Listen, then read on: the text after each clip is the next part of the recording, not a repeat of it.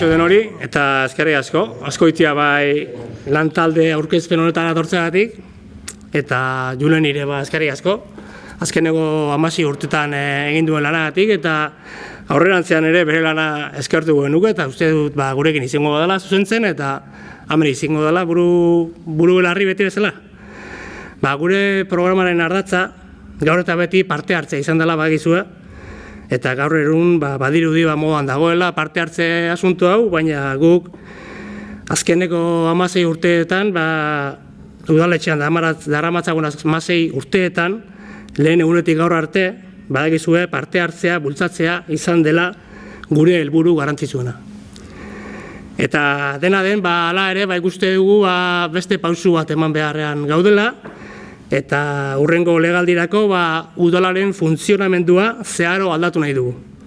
Eta horretarako planteamendu berritzaile bat plazaratu nahi dugu, eta gure planteamendu horretan garrantzitsuena batzordeetan zinegotzi izateko derrigortasuna kentzea dela uste dugu.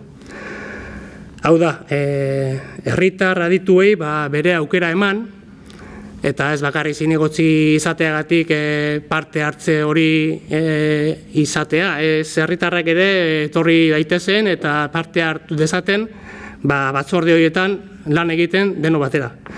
Eta horretarako urtarrilean ere parte hartze batzordean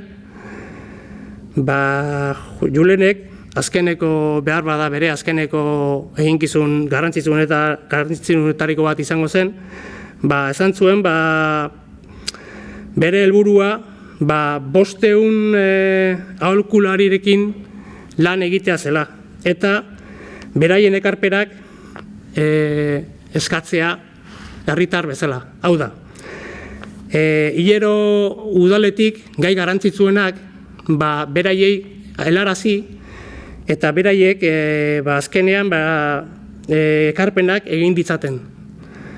Hau da, herriko gauzak erabakitzen diren guneak herritarrei zabaldu. Herri galdeketak ere uste dugu urtero egin behar direla, eta herri galdeketa horietan aldaketa bat ere egin behar dela uste dugu. Herri galdeketa izena izan beharrean, ez dakit, jendeari informazio bezala edo eskatu zer egin nahi duen, hartara errezago izateko herri galdeketak egitea, parte hartzea errezteko herriari. Eta bueno, hauteskundetarako programa, badakizu ez, dagoela etxita, naiz eta zabala izan gure programa ere, beste ardatzetako bat izango da, kale nagusi 80ko eraikin hori eraberritzea.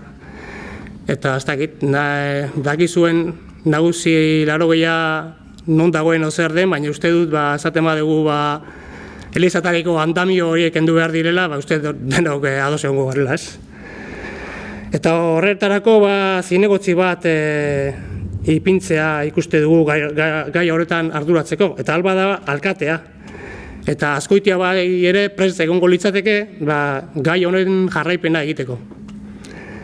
Eta naiz eta programa zabala egin, helaraziko diezugu denoi, eta ez dakit, naiz eta hauek diren gure taldeko programa ardatz nagusiak, lehen esan bezala programa beti herritarrei irekita egongo da.